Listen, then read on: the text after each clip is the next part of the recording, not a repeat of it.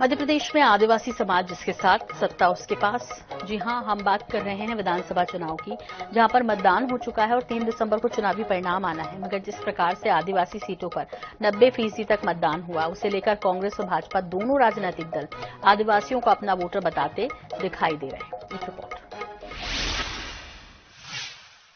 Voting में निर्णायक आदिवासी, BJP और कांग्रेस बता रही साथी। 24 आरक्षित सीटों पर 80% से ज्यादा वोटिंग। 17 नवंबर को हुए मतदान में प्रदेश में जहां कुल वोटिंग का प्रतिशत 77.15% के पार रहा, तो वहीं आदिवासी इलाकों में लगभग सभी जगह बम्पर वोटिंग हुई। इन आदिवासी इलाकों में 85 से लेकर 90% तक मतदान हुआ। आइए आपको बताते हैं 2023 में आदिवासी क्षेत्रों में टॉप 10 वोटिंग वाले इलाके कौन कौन से रहे हैं।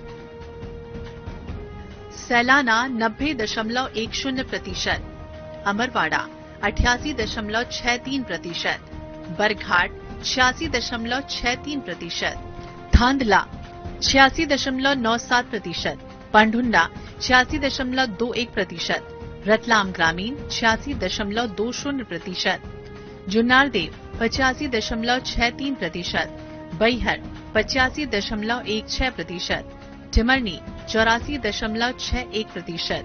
हमारी सरकार लगातार आदिवासी वर्ग के कल्याण के लिए संकल्पित रही है। प्रधानमंत्री जी ने स्वयं इस वर्ग की जो महत्ता है उसको बार बार रेखांकित किया है और विकास के लिए योजनाएं लाए हैं। तो स्वाभाविक तौर पर इस वर्ग का मतदाता भारतीय जनता पार्टी के पक्ष में अपने मत का प्रयोग चुनाव में किया है और इसका परिणाम हम देखेंगे कि 3 तारीख को देखने को मिलेगा। वहीं 2018 के चुनाव में कांग्रेस को आदिवासियों का भरपूर साथ मिला और जिसका नतीजा ये रहा कि कांग्रेस की सरकार बनी।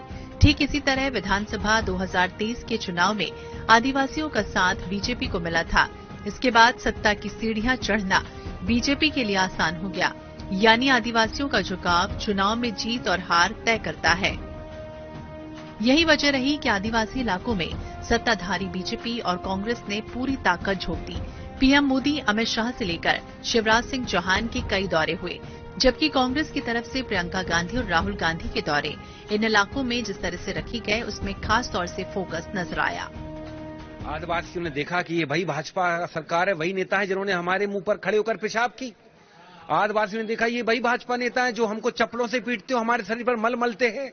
तो जो वोट हुआ है आदिवासी सीटों पर, ये बदलाव के लिए वोट हुआ है और उनको मालूम है कि कांग्रेस पार्टी पिछले कई सालों से हमारी हितैषी रही, उन्होंने हमारे विकास के लिए काम किया है, इसलिए उन्होंने अपना पूरा आशीर्वाद माननीय कमलनाथ जी के नेतृत्व में कांग्रेस पार्टी को दिया है। भाजपा तैयारी कर ले, कितने इवेंट कर ले, लेकिन आदिवासी उनको नकार चुका है। बहरहाल महिला वोटर के बाद अब आदिवासी वोटर प्रदेश में गेम चैलेंजर की भूमिका निभा रहे हैं। प्रदेश में एसटी आरक्षित 47 सीटों में से 24 सीटों पर तो 80% से ज्यादा वोटिंग हुई। न सिर्फ 47 सीटों पर बल्कि 25 उन सीटों पर बम्पर वोटिंग हुई जहां आदिवासी वोटर 25 से 40 हजार के बीच हैं। यानी इस बार भी आदिवासी वोटर गेम चेंजर की भूमिका में हैं। अब देखना होगा कि आदिवासी वर्ग सत्ता की चाबी किस राजनीतिक पार्टी के हाथ में सौंपती है। INH 24/7 के लिए भोपाल से दिनेश शुक्ल की रिपोर्ट।